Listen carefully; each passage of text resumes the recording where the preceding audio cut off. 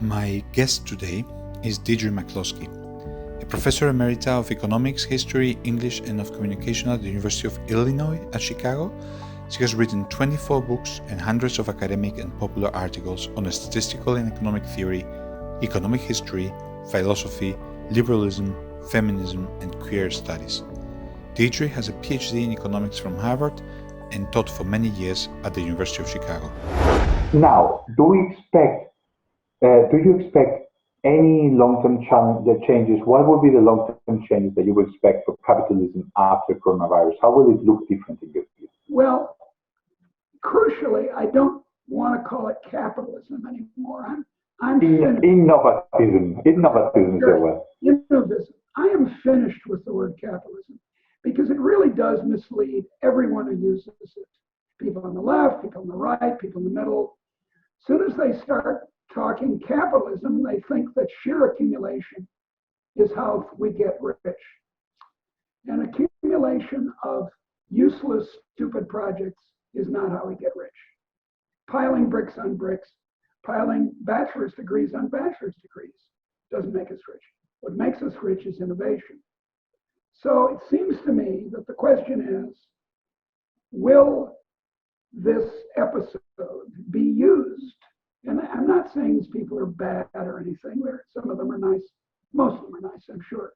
But be used by our friends on the left especially to argue for the socialization of innovation, where Alberto Mingardi and I are writing a very long essay, pamphlet, short book on Mariana Mazzucato, an American economist, her father was Italian, who writes this way. She says, she has a 2013 book called The Entrepreneurial State, where she argues that innovation comes from the government.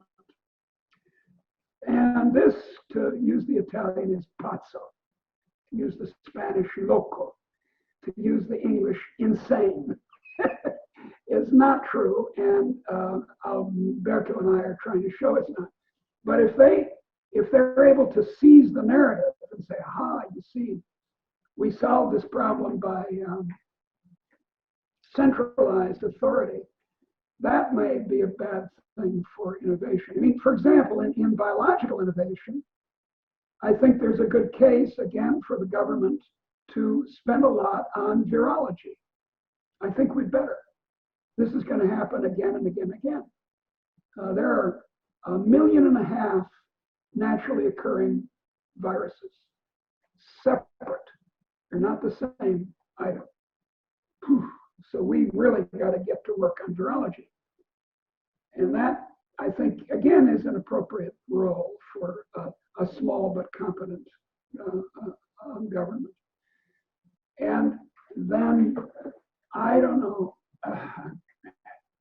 but I don't think it'll affect innovation in transportation, whatever.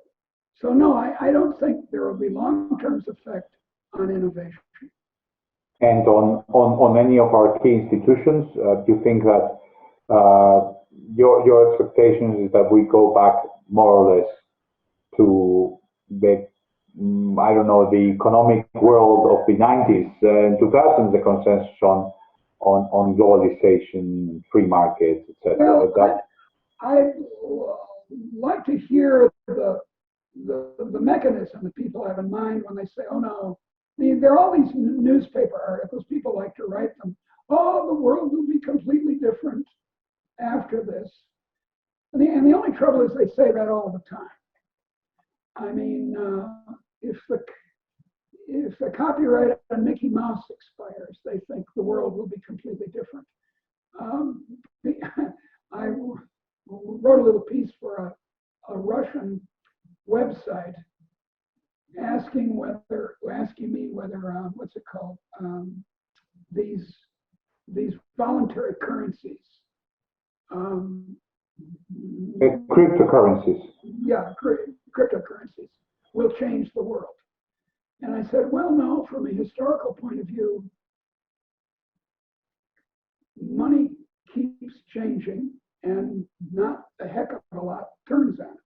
And I said, oh no, that can't be. Surely this is going to completely change economics. And I said, no, it's not. They're disappointed. Yes, I think people want to hear this is the end of the world as we know it. Their little invention, whatever it is going to change the world. And most of the times.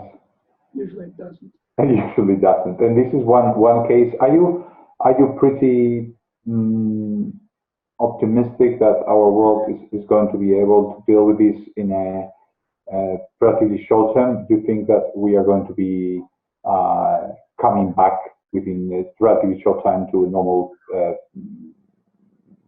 economy, or is the new normal that people are talking about something that you expect to be there for a few months or years? I'm hardly an expert on this, but of course you asked, so I'll be glad to tell you my stupid and uninformed opinion, which is that as people are pointing out, you really want to avoid having a second wave in the middle of the influenza season next year, because then you'll have two large groups, especially of old people, who will, with compromised immune systems and so forth, flooding into the hospitals of Spain or the United States. It will be a real disaster. So no, I think, I'm kind of annoyed that the medical people keep saying, well, it'll be a year and a half. I wish they wouldn't say that. Say, by the way, you vanished. There you are. I wish they would be like, I wish Donald Trump was correct, that there's some magic bullet, magic potion, the potion of love, to quote the great opera of the early 19th century, but there's not, I don't think. So a year and a half. And we if we're careful, obviously, the Spanish authorities and the American and German and everyone else has been saying this, the reasonable authorities, if we're careful, and I'm in favor of using the Indian greeting. Instead of shaking hands or hugging, say namaste. Namaste. This does seem like a change that might be here to stay. Some social distance, no shaking, no kissing, just nodding. Because one can draw a map of Europe of how many kisses you give. And it's very dangerous not to know which part you're in, because you'll break your nose moving from side to side. I'm afraid that map would look quite correlated with the spread of the disease, to be honest, right now. Italy, Spain, France, there's a lot of kissing in those places. I know. So maybe in Eastern Europe, especially in Russia, men kiss on the lips. They're quite wild. So that could be the long term effect. Thanks very much, Deirdre. Thanks very much for it was a pleasure to chat to you. We'll be watching, and I think it's kind of refreshing to hear somebody say, like, well, look, these things happen and they don't have to change the world. And I think that it'll be okay, dear. You have the Aunt Deirdre blessing. Excellent. Well, thanks very much. Thanks for participating, and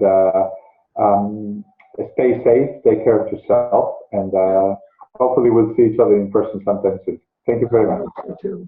Thank you. Bye-bye. Hasta luego. I'm trying to learn Spanish. Okay. Hasta luego. Hasta pronto.